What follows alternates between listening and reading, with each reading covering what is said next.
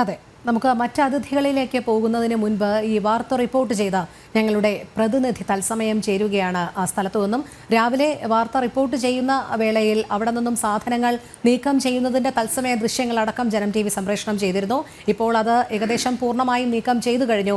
എന്നാൽ പോലും നമുക്ക് അവിടുത്തെ നിജസ്ഥിതി അറിയാൻ സാധിക്കും. പ്രശാന്ത് ശങ്കരമംഗലത്ത് ചേരുകയാണ്. പ്രശാന്ത്, ഇപ്പോൾ അവിടെ നിന്നും പൂർണ്ണമായും ഈ സാധനങ്ങളൊക്കെ ഒഴിപ്പിച്ചുവോ?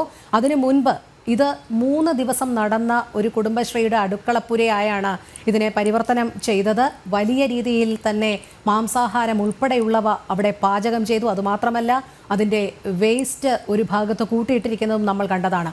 ഇപ്പോഴത്തെ അവിടുത്തെ സാഹചര്യം രോഹിണി, നിലവിൽ ഈ സാധനങ്ങൾ മാറ്റിക്കൊണ്ടിരിക്കുന്ന നടപടികളിലേക്ക് നടന്നുകൊണ്ടിരിക്കുകയാണ്. പലതും ഒട്ടുമിക്ക സാധനങ്ങളും ഇവിടുന്ന് മാറ്റി പാചകം ചെയ്യുന്നതടക്കമുള്ള മറ്റ് സാധനങ്ങൾ മാറ്റി. ഇനി 1-2 സാധനങ്ങൾ മാത്രമാണ് മാറ്റാനുള്ളത്. അതും ഉടൻ തന്നെ മാറ്റുമെന്നാണ് കരുതുന്നത്. അതിൻ്റെ നടപടിക്രമങ്ങളാണ് ഇപ്പോൾ പുരോഗമിച്ചുകൊണ്ടിരിക്കുന്നത്. ഞാൻ നിൽക്കുന്ന ഈ മണ്ഡപത്തിലാണ് കഴിഞ്ഞ 3 ദിവസമായി ഇത്തരത്തിൽ ആചാരലംഘനം നടന്നത്. വളരെ ഭക്തർ പരിപാവനമായി കാണുന്ന ഒരു സ്ഥലമാണ്.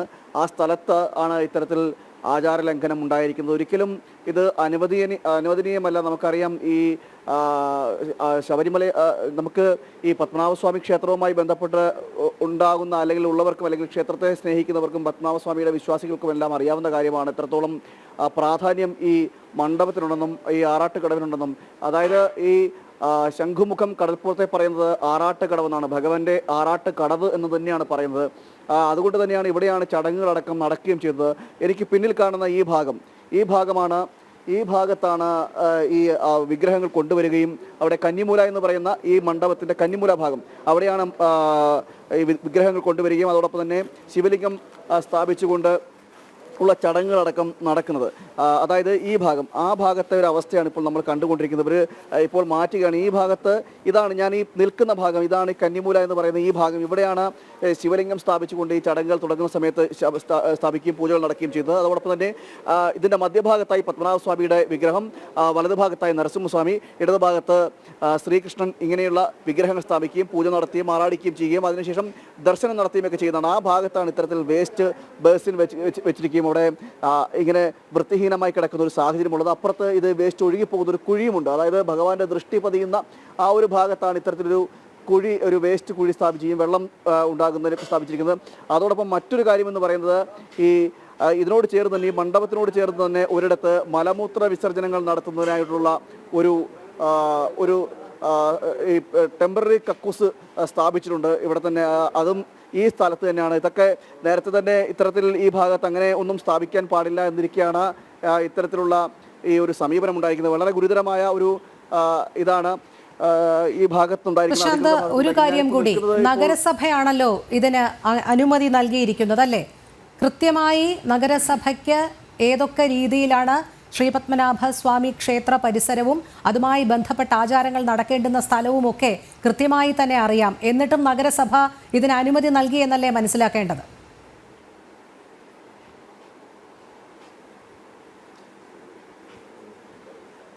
തീർച്ചയായും ഇതിന് കൃത്യമായി അനുമതി നൽകിയത് നഗരസഭയാണ് എന്ന് നമുക്ക് ഇപ്പോൾ മനസ്സിലാക്കുന്നത് നഗരസഭ തന്നെയാണെന്നാണ് മനസ്സിലാക്കുന്നത്. അതായത് മുഖ്യമന്ത്രി ഉദ്ഘാടനം ചെയ്ത പരിപാടിയാണ് ഈ കുടുംബശ്രീ മിഷന്റെ പരിപാടി. ഭക്ഷ്യമേള, അതോടൊപ്പം തന്നെ ഭക്ഷ്യമേളയുമുണ്ട്. ആ ഭക്ഷ്യമേളയ്ക്കായിട്ടാണ് ഈ അടുക്കളപ്പുര സജ്ജീകരിക്കുന്നതിൻ്റെ ഭാഗമായിട്ടാണ് ഈ സ്ഥലം നൽകിയതെന്നാണ് അറിയാൻ കഴിയുന്നത്. നവജിത്ത് എന്ന് പറയുന്ന ഒരാളാണ് ഇതിൻ്റെ കോർഡിനേറ്റർ എന്നാണ് അറിയുന്നത്. അദ്ദേഹവുമായി നമ്മൾ ബന്ധപ്പെടാൻ ശ്രമിച്ചു. എന്നാൽ അദ്ദേഹത്തിന് പ്രതികരിക്കാൻ തയ്യാറായില്ലെന്നാണ്. കണക്ഷൻ അദ്ദേഹവുമായി 1-2 തവണ നമ്മൾ ബന്ധപ്പെടാൻ ശ്രമിച്ചെങ്കിൽ പോലും അദ്ദേഹത്തെ കണക്ഷനിൽ കിട്ടിയില്ല. നേരത്തെ ഈ ഒരു നമ്മൾ സംസാരിക്കുന്ന സമയത്ത് നേരത്തെ ഒരാൾ ഈ നവജിത്തുമായി സംസാരിച്ച സമയത്ത് അവിടെ നിന്നും അനുമതി ലഭിച്ചതിൻ്റെ അടിസ്ഥാനത്തിലാണ് ഇത്തരത്തിൽ പാചകപ്പുര സജ്ജീകരിച്ചത്. അല്ല, എന്താണ് തെറ്റെന്ന് അദ്ദേഹം ചോദിക്കുകയും ചെയ്തു. അദ്ദേഹം തിരുവനന്തപുരം നിവാസിയാണ്. ഇവിടെ കുറേ കുടുംബശ്രീയുടെ അമ്മമാരുണ്ട്. ആ അമ്മമാർക്ക് അറിയില്ല. അവരെല്ലാം കോഴിക്കോട് നിന്നും കണ്ണൂരിൽ നിന്നും തൃശ്ശൂരിൽ നിന്നും എത്തിയ അമ്മമാരാണ്. അവർക്ക് ഇത് ഈ സ്ഥലത്തിൻ്റെ വൈശിഷ്ട്യമോ അല്ലെങ്കിൽ ഈ മണ്ഡപത്തിൻ്റെ വൈശിഷ്ട്യമോ അവർക്കറിയില്ല. പക്ഷേ ഈ പരിപാടിയുടെ സംഘാടകരായിട്ടുള്ള കുറേ ആളുകളുണ്ട്.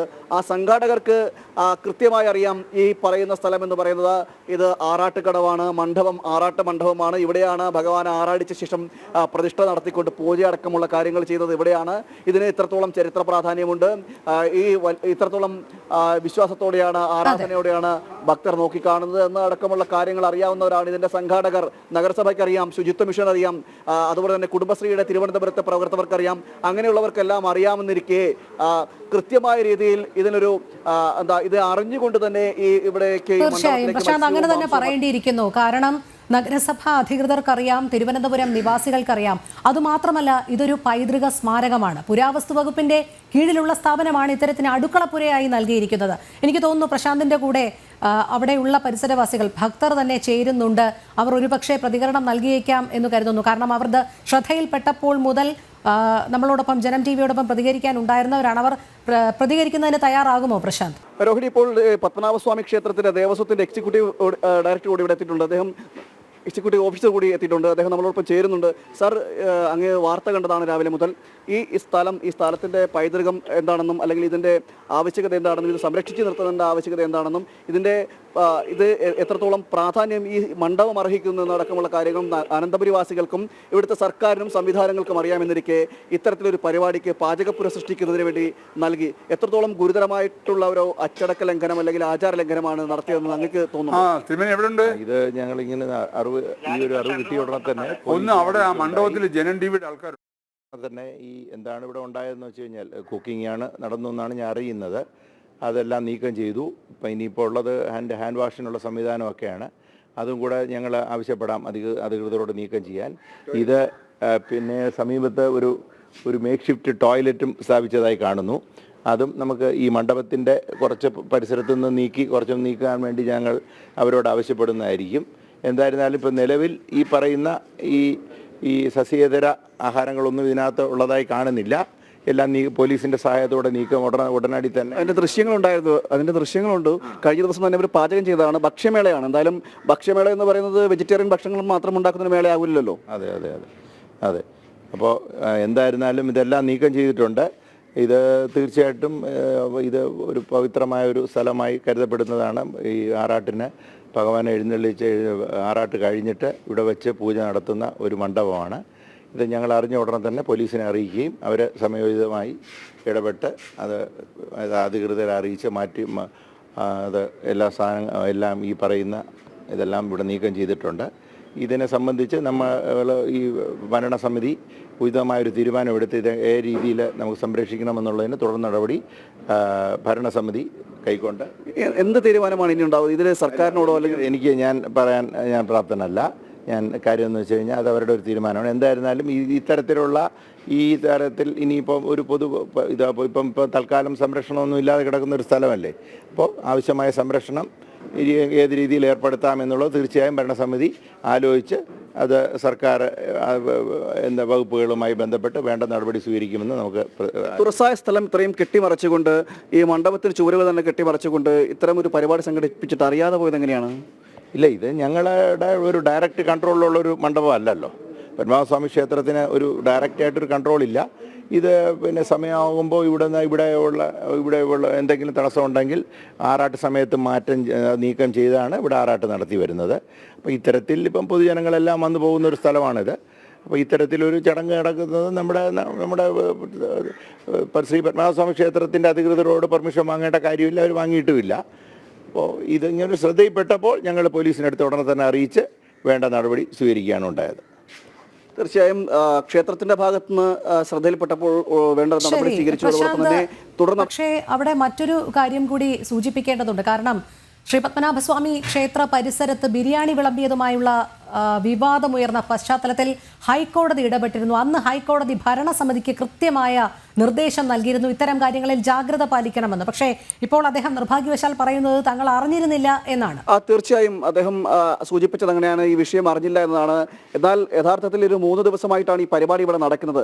നമുക്കറിയാം, ഇത്തരത്തിൽ ഭക്ഷ്യമേള സംഘടിപ്പിക്കുമ്പോൾ ആ ഭക്ഷ്യമേളയോട് ചേർന്നുള്ള ഭാഗങ്ങൾ കെട്ടിയടച്ചാണ് ഇട്ടിരിക്കുന്നത്. ആ സമയത്ത് അറിയാൻ കഴിയേണ്ടതാണ് ഇത്തരത്തിൽ സംഭവങ്ങൾ നടക്കുമ്പോൾ ഈ മണ്ഡപത്തിന് ചുവര് കെട്ടിയടച്ചത് എന്തിനാണെന്ന് അടക്കമുള്ള കാര്യങ്ങൾ അന്വേഷിക്കേണ്ടിയിരുന്നു. എന്നാൽ ദൗർഭാഗ്യം എന്ന് പറയട്ടെ, അത്തരം സംഭവങ്ങളൊന്നും ഉണ്ടായിട്ടില്ല. നമ്മൾ വാർത്തയിലൂടെയാണ് പിന്നീട് പൊതുജനങ്ങളും തീർച്ചയായും പ്രശാന്ത്, അത് തന്നെയാണ് ജാഗ്രത കുറവുണ്ടായി എന്നുള്ളത് ഒരു വസ്തുത തന്നെയാണ്. അതോടൊപ്പം മറ്റ് ബോധപൂർവമായ ആചാര ലംഘനങ്ങൾ നടത്താൻ ആരുടെയൊക്കെ ഒത്താശ ഉണ്ടായിരുന്നു എന്നുള്ളത്.